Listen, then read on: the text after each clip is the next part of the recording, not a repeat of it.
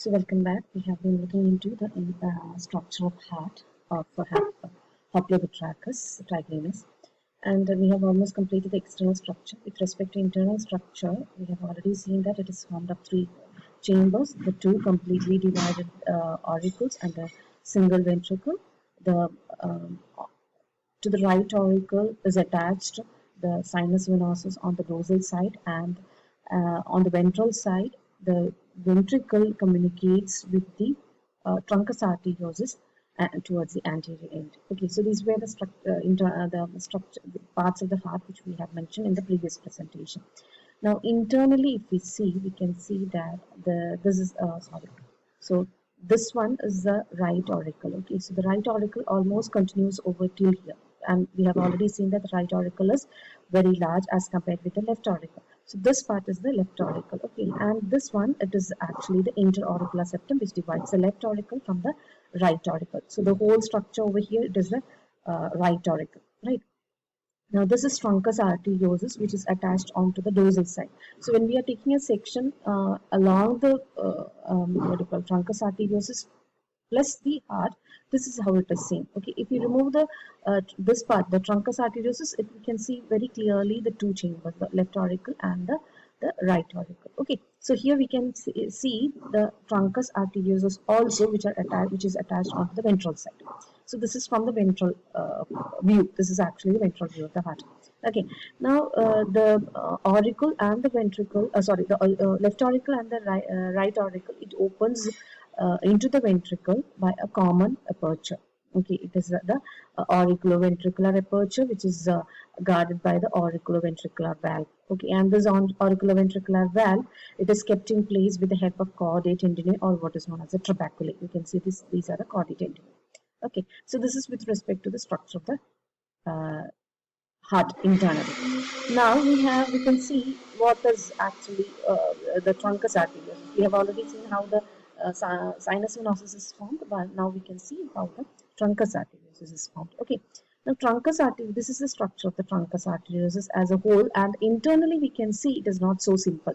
As we can see, it is tubular in shape externally, but internally you can see this is the truncus arteriosus. Okay, the whole part is the truncus arteriosus, and it is divided into two parts, isn't it? This is actually a semilunar valve.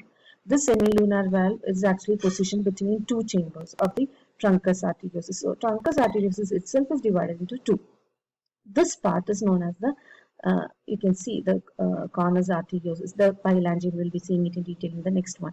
So here one thing we have to see with this picture is that the auricle, the left auricle, do have a opening, the common opening of the common pulmonary vein. Okay, then another one is actually the sinoatrial aperture.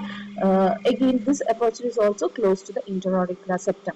Okay, so this sinoauricular aperture is the one which opens the what you call the sinus venosus into the right auricle. So this is opening from the sinus venosus.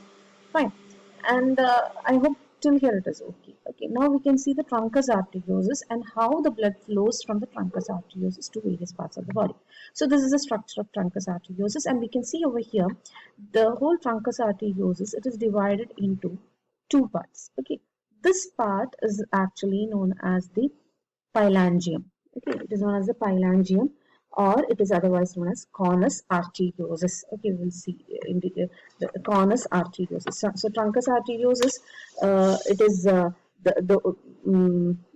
opening of the ventricle into truncus arteriosus. We have already seen it is guarded by three semilunar valves, and the truncus arteriosus, it is divided internally into three it is divided unequally, and you can see basally it forms a very long part. It is known as the conus arteriosus. This part is known as the conus arteriosus, or the phalangium, and you can see it is very long and it is thick walled. Okay, and it is divided from, or it is separated from the distal. This part is the distal part, and it is the synangium. Okay, it is actually the distal part. It is thin walled, and it is otherwise known as bulbous aorta. Okay, so the truncus arteriosus, it is further divided into phalangium or conus arteriosus basally, which is thick wall and very long, while this part is the synangium, or what we call as the bulbous aorta. Okay, now here you can see that conus arteriosus, it is has a large twisted longitudinal spiral valve. You can see this is a spiral valve. Okay, and a very unique feature of this spiral valve is that this spiral valve is attached to the dorsal wall of the truncus arteriosus. So when we are seeing from, this is actually the ventral view. I'm repeating, this is a ventral view. So what we can see is we have removed the ventral wall, and what we can see is the dorsal wall of the truncus arteriosus. I hope it is clear. We have removed the ventral wall of the truncus arteriosus, and what we can see is the inner chamber of the truncus arteriosus plus the dorsal wall. Okay, and the spiral valve is attached to the dorsal wall, but it is free on the ventral side, so it is not attached to a ventral wall. I hope it is clear. Okay, now this longitudinal spiral valve divides the conus arteriosus, the cavity of the conus arteriosus, into two parts. Okay, you can see this one is the cavum pulmocutaneum, and this one is the cavum aorticum. Okay, cavum pulmocutaneum is on the left side, it is dorsal in position, while the cavum aorticum, it is ventral in position and is on the right side. Okay, and the spiral valve, as already said, it is attached dorsally, while its ventral edge is free. And the common opening of the two pulmocutaneous arches, you can see over here, lies in the pulmocutaneum.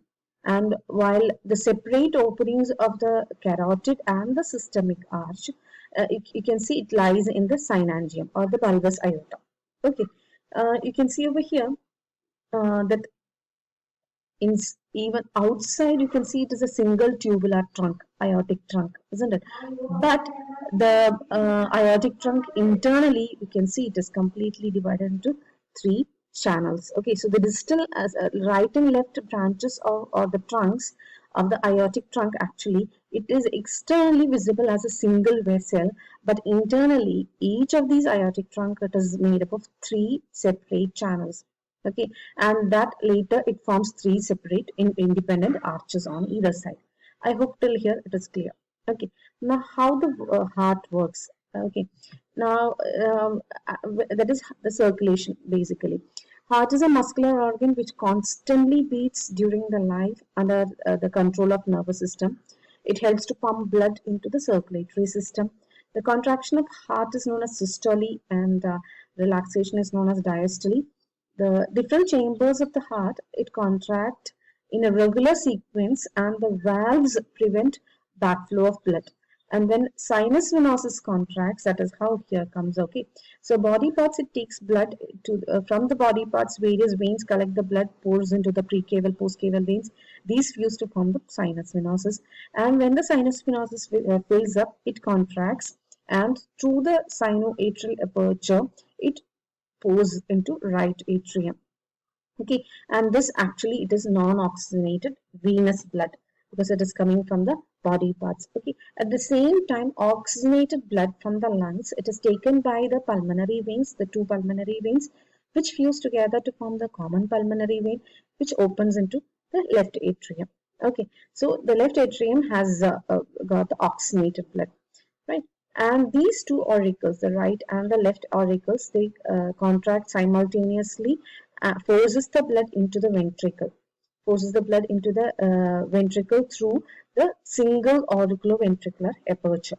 Okay, now from ventricle, through the what you call the semi-lunar valves, the three semi-lunar valves, the blood from the ventricle, it reaches the conus arteriosus, that is a basal portion of the truncus arteriosus. Okay, it passes to the truncus arteriosus, actually it is truncus arteriosus, then into the left and the right aortic trunk, and from there it passes into the three arches, the carotid arch, the systemic arch, and the pulmocutaneous arch. Okay, here there is a correction, actually this is the aortic arch. Okay, left and right aortic arch, then you have the carotid arch, the systemic arch, and the pulmocutaneous arch.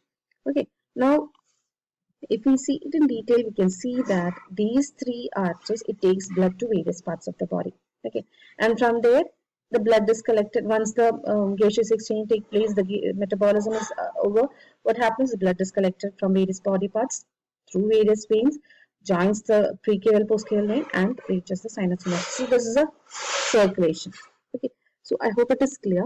And the further detail on the arterial and the venous system will be studying it in detail in the coming presentations. Okay, thank you. Okay, so just one more thing we can mention over here is the circulation in this one. So here you can see this is the left auricle, this is the right auricle. You have the interauricular septum, right?